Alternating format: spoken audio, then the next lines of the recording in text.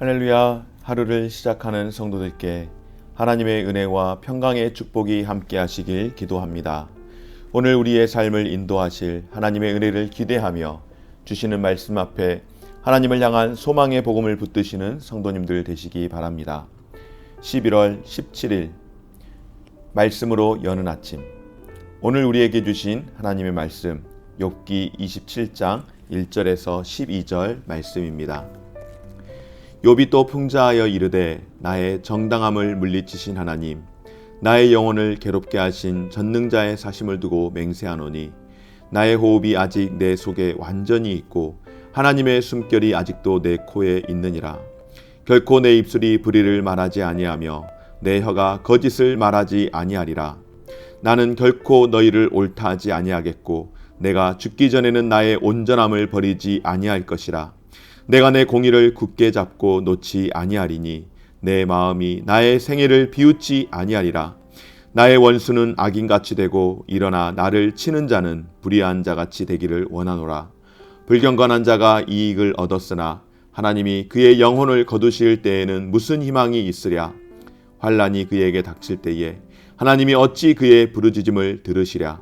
그가 어찌 전능자를 기뻐하겠느냐. 항상 하나님께 부르짖겠느냐.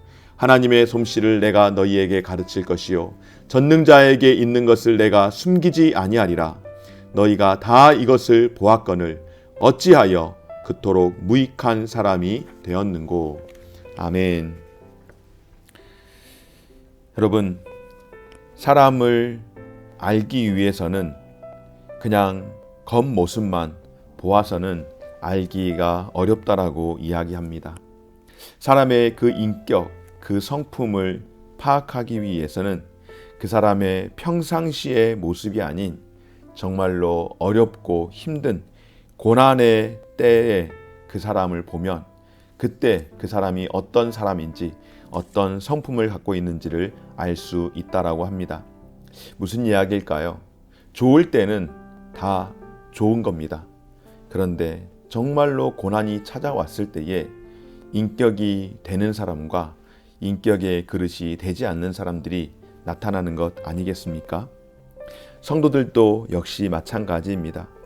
평상시에 아무런 일들이 일어나지 않고 그냥 정말로 편안하게 지낼 때에는 하나님을 진실하게 섬기는 사람이나 아니면 교회를 오며 가며 출석만 하는 그런 사람이나 큰 차이가 보이지를 않습니다. 하지만 언제 차이가 나타납니까, 여러분? 그 시간은 바로 고난의 시간입니다. 고난 당할 때에 성도가 평소에 어떤 신앙 생활을 하고 살아왔는지 확연히 드러나는 것이죠. 욥은 그의 세 친구와 나눈 대화를 통하여서 위로를 얻기는커녕 오히려 더 큰 상처를 받았습니다. 그가 당한 재앙보다 어쩌면은 그의 새 친구 그리고 그의 평생의 동반자인 줄 알았던 그의 아내에게 들은 말들이 그의 인생 가운데 있어서 더 심한 고통의 순간이었을지도 모르겠습니다. 이런 것을 볼 때에 욥은 정말 하나님으로부터 버림받았을 뿐만 아니라 주위 사람들로부터 버림받은 사람인 것처럼 그렇게 보여집니다. 그럼에도 불구하고 여러분 어떻습니까? 욥은 그와 같은 상황에서도 오늘 욥기 27장의 이 말씀을 통하여 그럼에도 불구하고 하나님을 향한 신실함, 하나님을 향한 그 믿음의 충성을 버리지 않고 있음을 볼 수 있습니다. 사랑하는 여러분, 욥은 하나님의 살아계심을 두고 맹세합니다. 불의를 말하지 않고 거짓을 말하지 않겠다라고 그렇게 고백합니다. 죽기까지 온전함을 포기하지 않는 경건함을 삶을 살아가겠노라고 다짐합니다. 여러분, 정말요 쉽지 않죠. 애매한 고난을 당하고 있는 이 순간 가운데에 욥은 다른 사람의 눈을 의식하지 않고 자신의 경건한 삶에 대해서 하나님 앞에, 양심 앞에 떳떳하겠다라고 그렇게 다짐합니다. 여러분, 앞서 말씀을 드린 것처럼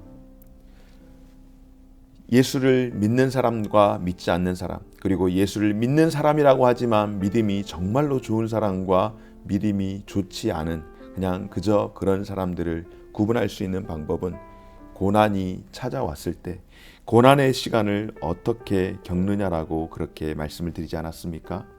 그 가운데에 그것을 볼 수 있는 이유가 무엇일까요?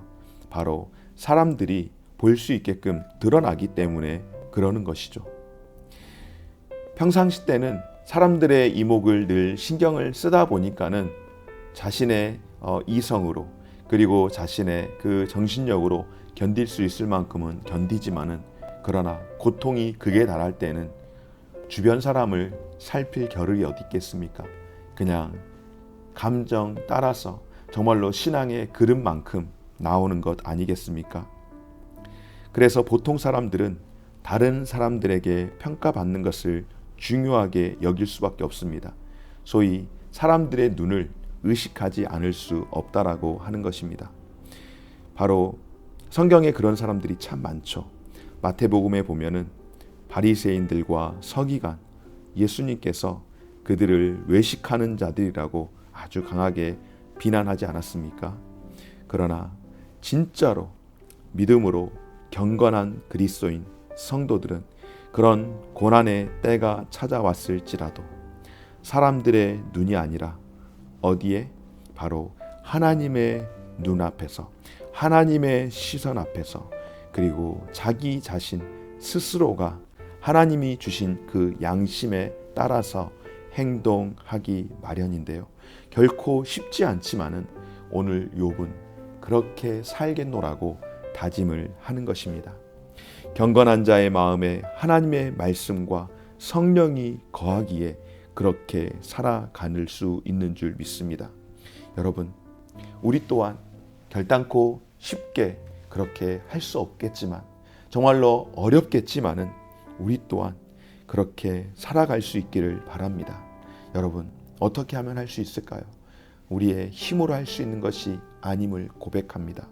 오로지 하나님의 은혜가 아니고서는 우리가 살 수 없기에 우리는 언제 어디서나 항상 우리 자신을 살피시고 눈동자와 같이 보시고 지키시는 하나님 앞에서 정직하고 바르게 행함으로 참된 경건을 이룰 수 있기를 하나님의 은혜를 늘 구하며 살아갈 수 있는 저와 여러분의 삶이 되어지시기를 주의 이름으로 축원합니다.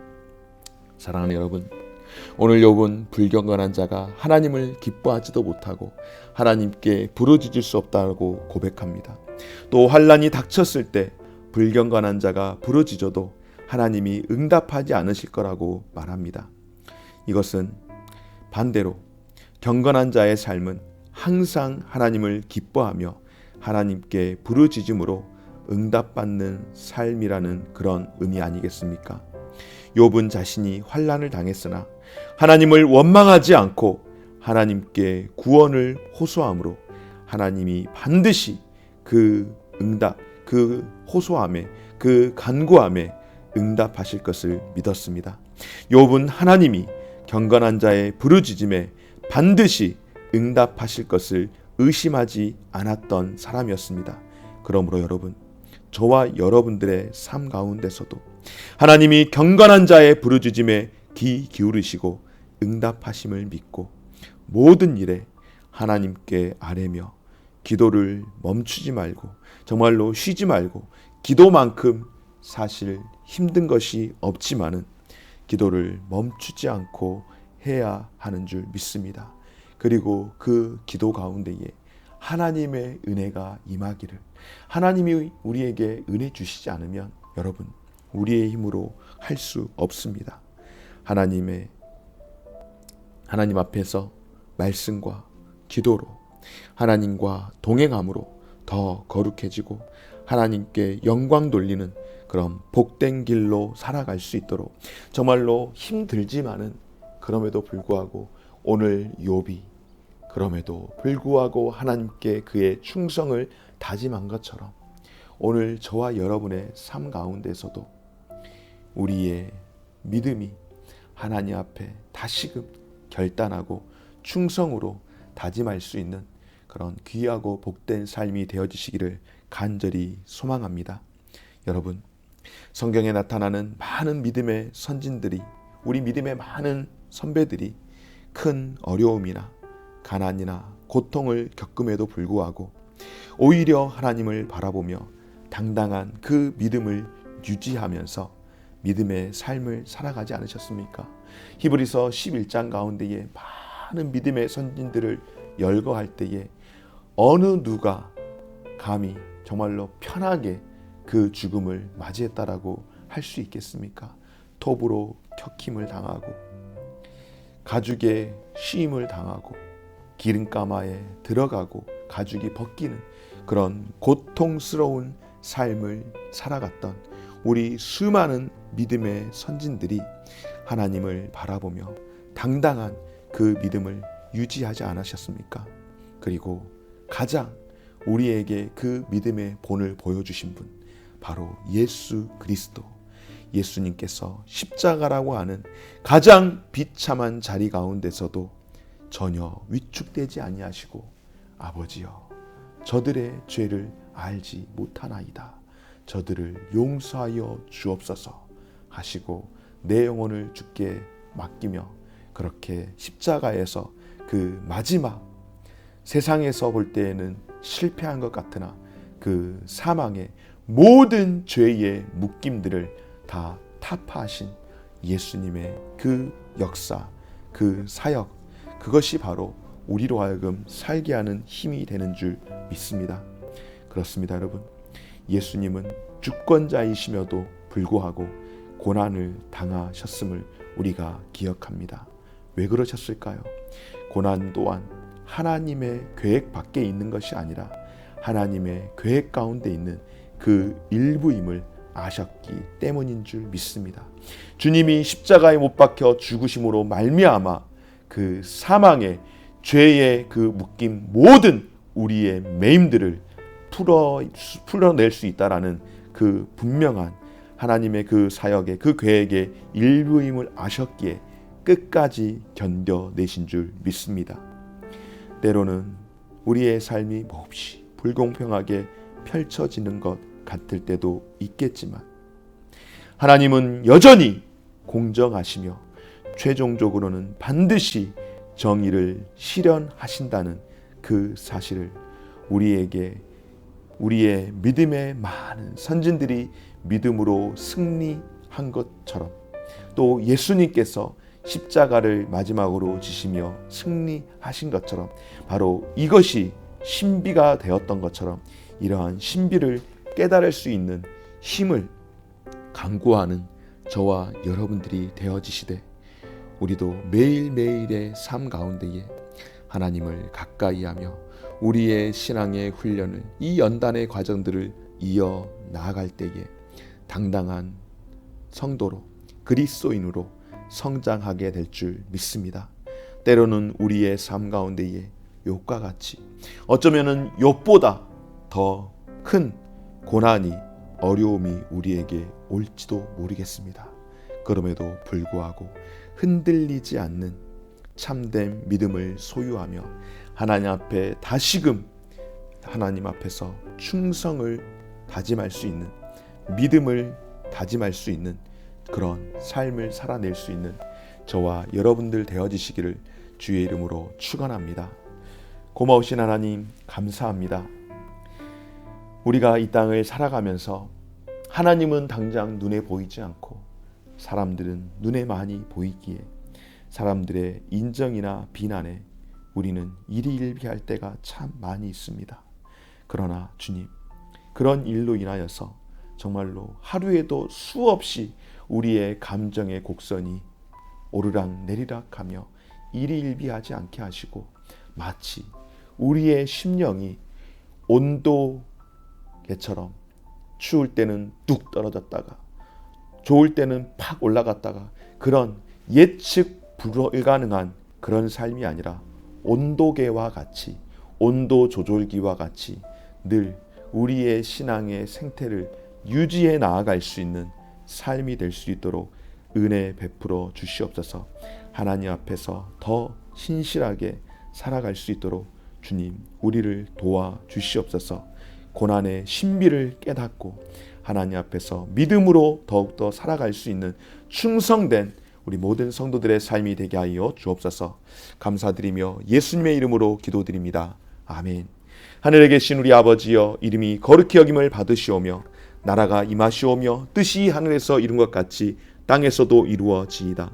오늘날 우리에게 일용할 양식을 주옵시고 우리가 우리에게 죄 지은 자를 사하여 준 것 같이 우리 죄를 사하여 주옵시고 우리를 시험에 들게 하지 마옵시고 다만 악에서 구하옵소서.